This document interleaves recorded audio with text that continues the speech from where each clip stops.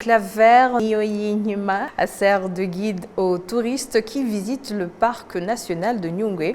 Il a remporté le prix international de la couronne britannique en partenariat avec le Task Conservation Award qu'il lui a attribué pour la protection de l'environnement. Il sera récompensé pour ses efforts à faire connaître et à protéger les oiseaux du parc national de Nyungwe. Ce prix lui sera remis par le roi du Royaume-Uni le 27 novembre de cette année. Les détails avec Assim Youssouf. Claver Nyoyinyima se lève chaque matin pour se rendre dans le parc national de Nyungwe pour enregistrer le chant des oiseaux qu'il utilise ensuite pour guider les touristes qui visitent ce parc. Pour capter ces sons, il se sert d'un petit appareil semblable à une antenne parabolique qui possède un micro capable de capter des sons à distance et qu'il connecte à son téléphone portable. Il enseigne en outre cette méthode aux enfants et ceux qui ont commencé avec lui en 2009 lorsqu'il a créé ce club de protection de l'environnement sont aujourd'hui des guides touristiques et cela leur assure un revenu stable.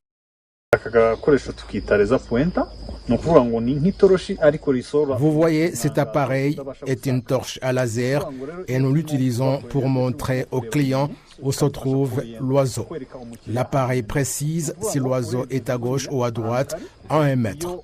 Cette lumière est dangereuse et on ne la pointe pas à un oiseau parce que si on la pointe aux yeux, l'oiseau perd automatiquement la vue. Il y a des jumelles qui nous permettent de bien identifier à distance les oiseaux en précisant leur couleur. Chaque vendredi soir, Claver Nyoyinyima se rend au groupe scolaire de Gisakura où les élèves membres du club des guides touristiques se réunissent avec d'autres jeunes diplômés qui actuellement travaillent en tant que guides touristiques. Cela leur permet d'apprendre dès leur jeune âge à identifier les espèces d'oiseaux vivants dans le parc de Nyungwe et connaître leurs noms et leurs chants. En plus de cela, Claver a fondé deux coopératives dans sa région natale, le secteur de Rangiro, dans le district de Nyamasheke.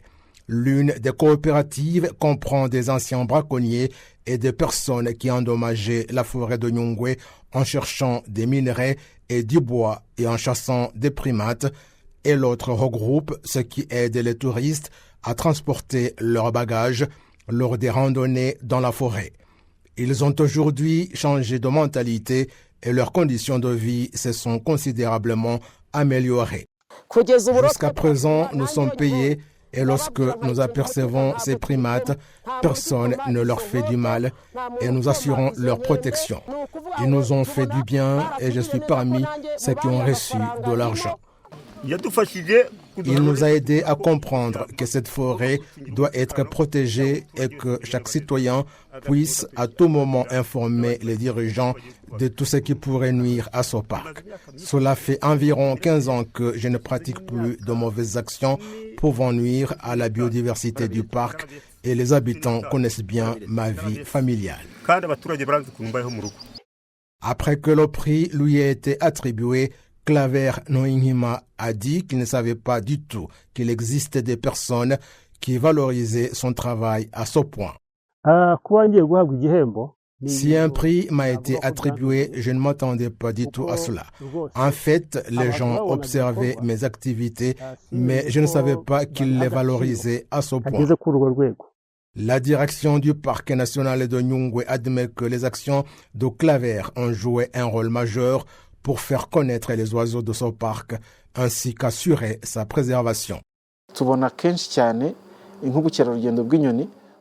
Dans le domaine du tourisme relatif aux oiseaux, nous voyons souvent que des gens qui viennent, notamment d'Afrique du Sud, de la Grande-Bretagne ou des États-Unis, indiquent qu'ils souhaitent que Claver leur serve de guide.